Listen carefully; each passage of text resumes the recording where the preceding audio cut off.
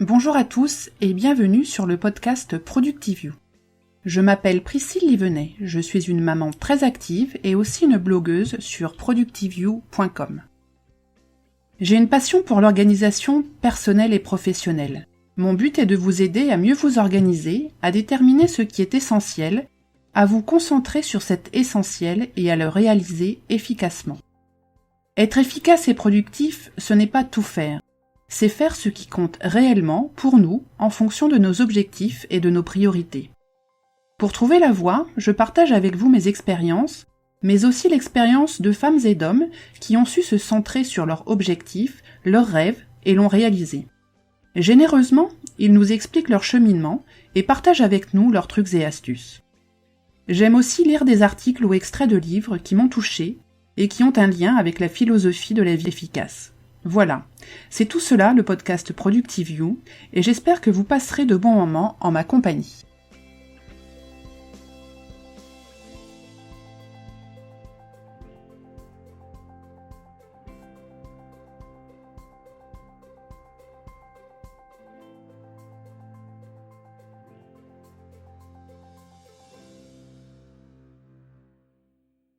Bonjour à tous et bienvenue dans l'épisode numéro 23 du podcast de Productiveview. J'espère que vous allez tous bien, nous sommes à l'approche de Noël, il fait bien froid en France et à Paris en tout cas.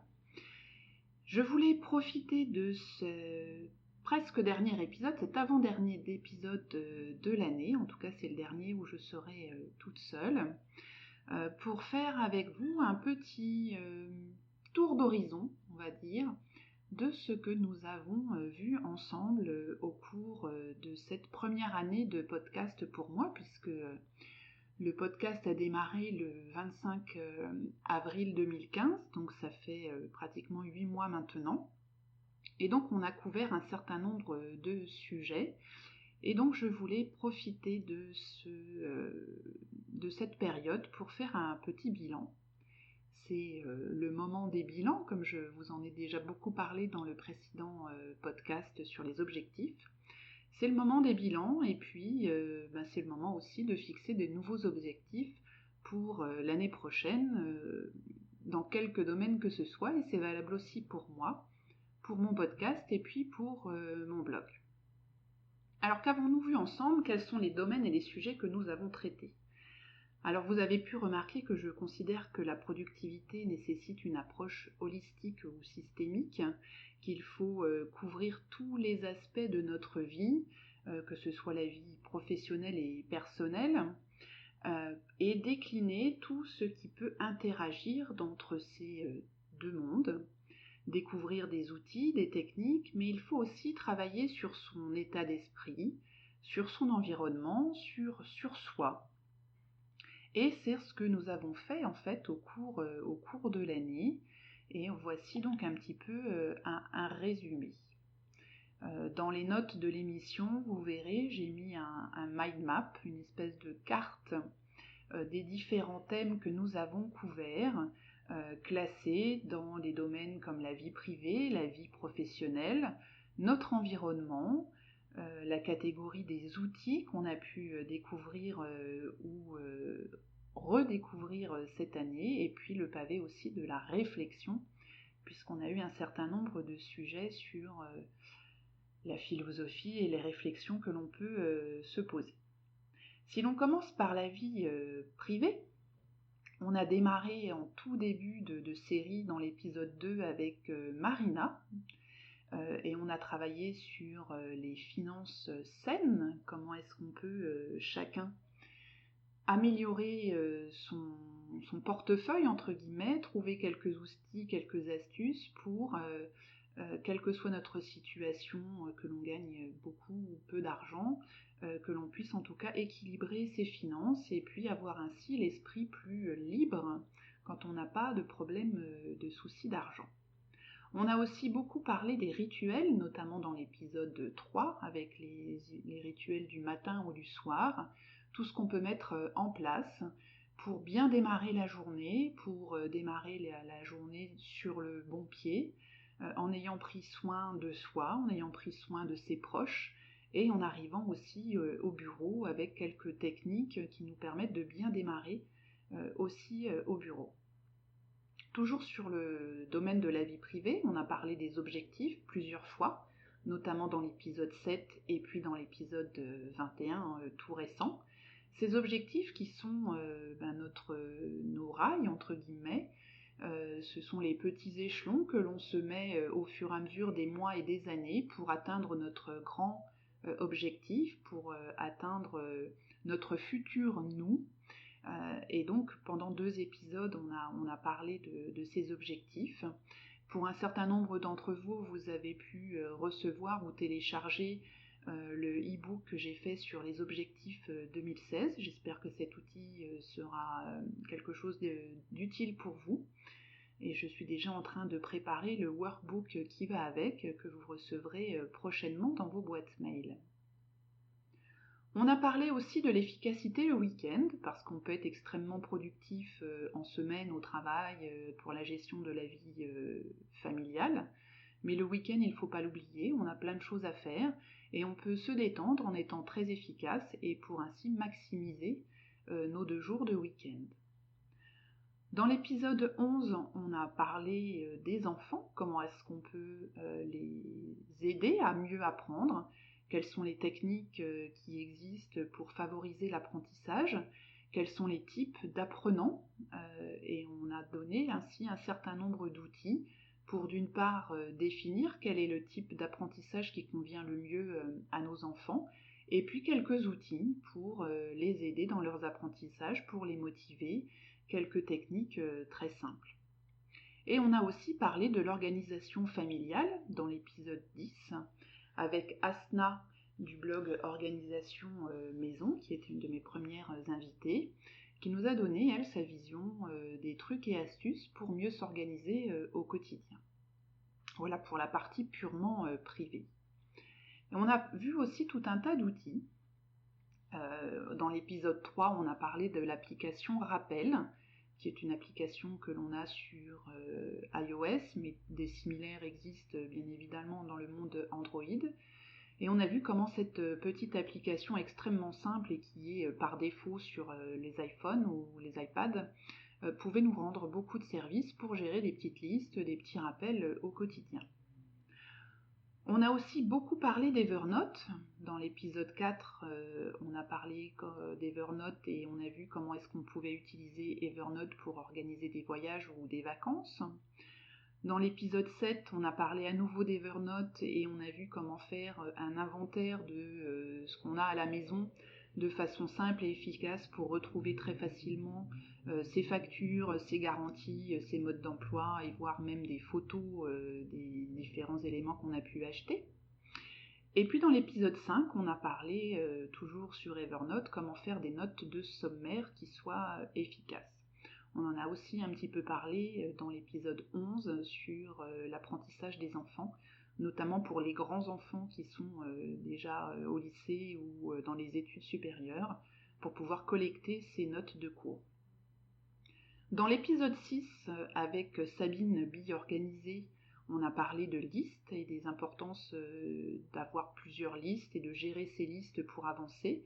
Et on a relié ça à la méthode GTD, Getting Things Done, de David Allen, dont Sabine nous a brièvement parlé pour nous expliquer comment est-ce qu'elle s'organisait. Dans les outils, on a aussi parlé un peu des émotions et de soi, et parmi les outils pour gérer ces émotions, on a discuté avec Mathilde dans l'épisode 18 sur les fleurs de bac et comment ces petites plantes pouvaient nous aider à mieux gérer nos émotions et à aller de l'avant. On a parlé aussi de la gestion de la colère dans l'épisode 17 et vu comment est-ce qu'on pouvait prendre du recul, respirer et ne pas se jeter dans les batailles comme ça pour rien. Et enfin, on a parlé aussi de la méthode Pomodoro dans l'épisode 15 avec Dominique, lorsque nous avons parlé du perfectionnisme. Voilà pour les outils à application qu'on a pu voir au cours de l'année. On a aussi eu des sujets de réflexion. Je vous ai lu quelques articles de Tim Credeur et d'autres, d'Épictète aussi, où on a pu ainsi voir dans l'épisode 1 un petit article sur l'occupationniste qui m'avait beaucoup plu. Parce que c'est vrai que, comme je le disais à l'époque et que je pense toujours, il y a un vrai business du business, être toujours plus occupé pour avoir l'impression d'avoir une grille bien remplie. Mais est-ce que c'est vraiment la meilleure façon de faire? Est-ce qu'il n'y a pas plutôt à se recentrer sur l'essentiel? Et là, je vous renvoie à l'essentialisme de Greg McKeown. On a parlé aussi de la cohérence entre nos actions et nos pensées dans l'épisode 15. Et là, on a lu quelques petits textes d'Épictète, qui est un philosophe stoïcien, qui nous donne quelques petites clés qui sont toujours d'actualité. On a parlé dans l'épisode 13 de la méditation mindfulness, qui peut être aussi considérée comme un outil pour gérer ses émotions, et des bienfaits que la méditation peut apporter au quotidien pour gérer notre vie, pour clarifier notre esprit, pour prendre de meilleures décisions et pour être plus en phase avec soi-même. Et puis je vous ai lu aussi cet été dans l'épisode 9 un article sur l'indépendance de l'esprit et de la pensée. J'espère qu'il vous a beaucoup plu. En tout cas, si vous n'avez pas eu l'occasion de l'écouter cet été parce que vous n'étiez peut-être pas encore des auditeurs de Productive You, mais je vous invite à aller le retrouver sur le blog. On a bien évidemment parlé de la vie professionnelle sous différents aspects. Dans l'épisode 3, je vous ai expliqué comment est-ce qu'on peut gérer efficacement ses mails au travail, notamment avec une méthode de tri qui s'inspire très largement de la méthode GTD dont on a parlé il y a quelques minutes.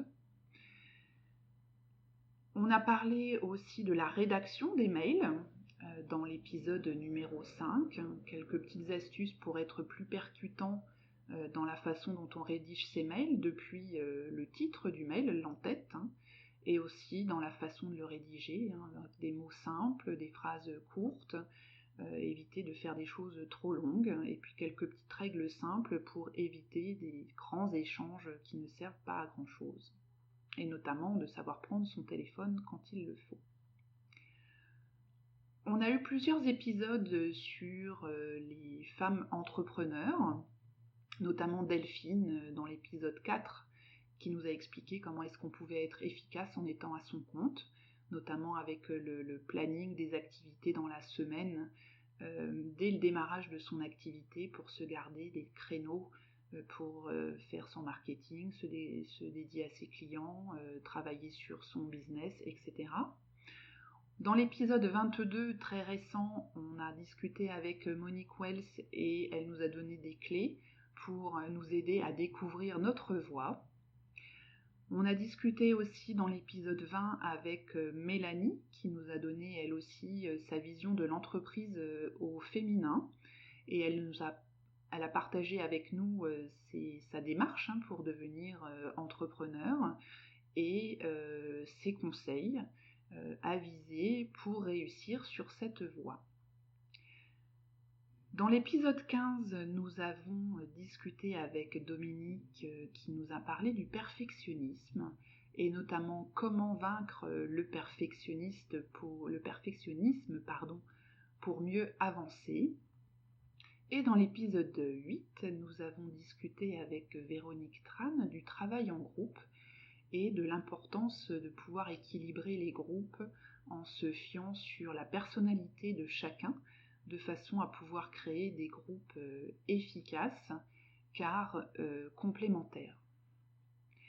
Dernier aspect que nous avons vu au cours de l'année, c'est l'environnement. On a eu 2 podcasts sur ce sujet-là. Alors dans l'environnement, j'ai mis le minimalisme, dont nous avons discuté dans l'épisode 16 avec Minot, qui nous a expliqué son cheminement de plusieurs années sur le chemin du minimalisme, les bienfaits que ça lui a apporté. Et puis dans l'épisode 12, nous avons discuté avec Nadège de Effet Feng Shui, où elle nous a donné de précieux conseils, notamment pour mieux agencer son bureau, que ce soit son bureau professionnel ou bien le bureau de ses enfants. Quelques astuces pour mieux arranger notre environnement quotidien, pour être là encore plus performant, plus à l'écoute de son environnement, plus à l'écoute de soi. Voilà les différents sujets que nous avons couverts cette année.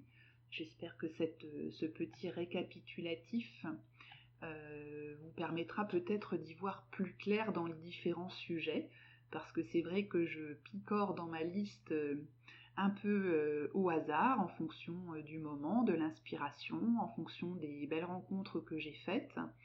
Et parfois, on pourrait se dire, mais elle va où avec tous ces sujets ? Donc ce petit mind map que j'ai réalisé pour moi déjà et aussi pour vous, vous mettra un petit peu plus au clair le cheminement de ce podcast et des différents sujets. Et puis ça pourra vous aider aussi si vous avez une question ou vous vous rappelez plus d'un sujet, à retrouver très facilement le podcast qui en a parlé, de façon à ce que vous puissiez réécouter certains passages ou certains podcasts qui pourront vous donner un petit coup de main au cours de l'année qui vient.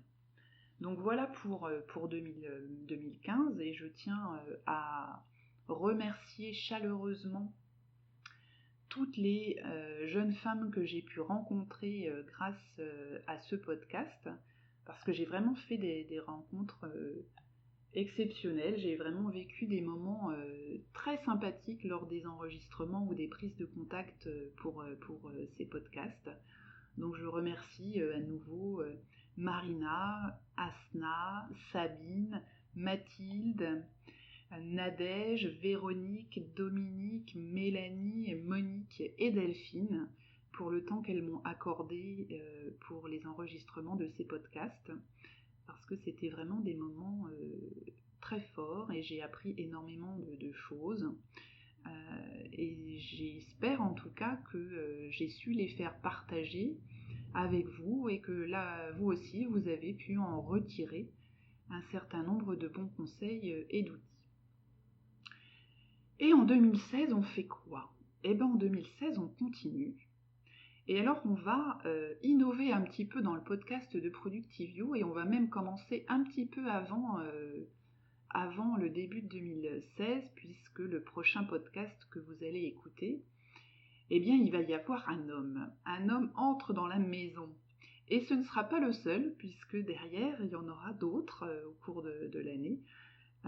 Donc j'ai un planning qui est déjà bien avancé, puisque je suis déjà en train d'enregistrer des podcasts pour le printemps. Je prends beaucoup d'avance parce que dans ma vie professionnelle, il va y avoir quelques changements un peu tumultueux en début d'année, puisque je change d'emploi. Par conséquent, je vais être dans une phase d'intégration dans une nouvelle société qui va me demander bien évidemment beaucoup de mon temps, comme à chaque fois qu'on intègre une nouvelle société. On a beaucoup à apprendre, beaucoup à faire, beaucoup à visiter. Donc je prends un petit peu d'avance sur mes interviews, de façon à vous laisser quand même, à ne pas vous laisser tomber et à continuer à partager avec vous des trucs, des astuces et des visions. Donc voilà, déjà l'année prochaine, vous savez qu'il y aura déjà des messieurs qui seront interviewés, grande nouvelle. Et puis on va continuer sur un certain nombre de mes sujets de prédilection, avoir de nouveaux outils. Notamment, on va beaucoup discuter, je pense, l'année prochaine de la gestion de projet, la gestion des tâches. On va aussi continuer à parler de l'environnement et du travail que l'on peut faire sur soi. On va parler des émotions et puis de ce que Mère Nature nous a donné comme outil et comment est-ce qu'on doit s'en servir. Voilà un petit peu l'avant-goût, a flavor, comme diraient les Américains, de l'année 2016. Et donc j'espère vous compter toujours en auditeur fidèle, parce que c'est vraiment un grand bonheur pour moi de partager et voilà, de faire, de partager ma passion avec vous. C'est vraiment quelque chose qui me tient à cœur. Le partage est l'une de mes valeurs fortes. Et puis en partageant, j'apprends aussi beaucoup parce qu'en découvrant de nouvelles personnes et de nouvelles approches, c'est comme ça aussi que l'on grandit, que l'on ouvre son esprit à d'autres sujets, d'autres approches, et comme ça que l'on se construit et que l'on se développe. Voilà pour cet épisode pas très long pour cette fin d'année, ce wrap-up, comme on pourrait dire. En tout cas, beaucoup de bonheur pour moi et j'espère que vous aussi, vous avez du bonheur à m'écouter un petit peu, que je vous emmène un petit peu d'ouverture, quelques minutes par mois. Donc un grand merci à vous tous. N'hésitez pas à commenter les podcasts ou à m'envoyer des mails pour me dire ce que vous pensez du podcast. N'hésitez pas aussi à me poser des questions, à me suggérer des thèmes si vous avez un thème que vous aimeriez mieux découvrir ou un sujet dont vous aimeriez entendre parler, toujours lié effectivement à l'efficacité. Mais n'hésitez surtout pas à me poser la question, j'essaierai de trouver les ressources, soit via des interviews si j'ai ça dans mon réseau, ou bien en faisant des recherches comme je le fais toujours sur internet, ou bien en lisant des livres, puisque je lis quand même pas mal de manuels pour essayer de documenter au maximum les podcasts que j'enregistre pour vous. Voilà donc pour cet épisode. En 2016, on va aussi continuer, en tout cas je l'espère, je vais continuer les blabs, puisque j'aime beaucoup cette formule de vidéo live qui permet quand même une certaine interaction et qui permet d'avoir un format qui fait plus discussion, un petit peu moins formel, qui est extrêmement agréable pour moi et pour les personnes que j'interviewe. Donc n'hésitez pas à nous rejoindre à chaque fois qu'il y a un nouveau blab qui sort. En tout cas en 2016, j'ai prévu d'en faire d'autres. Et puis voilà, partagez ce podcast avec vos amis, avec vos connaissances, avec vos collègues, parce qu'eux aussi peuvent apprendre des choses ou découvrir de nouveaux sujets. N'hésitez pas à noter le podcast sur iTunes, puisque c'est la meilleure façon de faire connaître le podcast. Donc si vous voulez me faire un petit cadeau de Noël, n'hésitez pas à aller sur iTunes et à mettre une note de façon à ce que le podcast soit plus vu, puisque ce sont les notes et l'algorithme ensuite de Apple qui fait que le podcast est promu ou pas. Donc n'hésitez pas. Voilà, ça sera mon petit cadeau de Noël. Et puis sinon, si vous voulez me faire un autre cadeau de Noël, surtout n'hésitez pas. Une petite carte Amazon pour pouvoir compléter ma bibliothèque de livres ou m'acheter du matériel professionnel un peu plus élaboré pour avoir une meilleure qualité me ferait aussi très très plaisir. Donc n'hésitez pas. Voilà. Et puis voilà, ça va être tout pour cette semaine. Je vous remercie encore une fois d'être là, de m'écouter, de me supporter. Et j'espère qu'en 2016, on aura encore plus d'interactions que cette année, parce que c'est vraiment pour moi un grand bonheur, une belle passion, et ça me fait vraiment extrêmement plaisir. Je vous souhaite à tous de très très belles fêtes de fin d'année, avec vos proches, en famille. Profitez-en, ressourcez-vous, aimez-vous, embrassez-vous. C'est extrêmement important par les temps froids et parfois difficiles que nous traversons depuis quelques mois maintenant, de se recentrer sur sa famille et sur ses proches, de partager l'amour et l'affection que l'on a pour eux, de ne pas hésiter à leur dire, à leur montrer, pas par des grands cadeaux, mais par des gestes, par des paroles et par des belles expériences. Offrez des expériences aux gens qui vous entourent, offrez du temps à vos enfants, offrez de bons moments à votre famille, des souvenirs qui ne s'envoleront pas et qui ne finiront pas dans une poubelle ou dans une brocante. C'est le mot de la fin pour cet épisode. Je vous embrasse tous et je vous dis à très bientôt. Bye bye.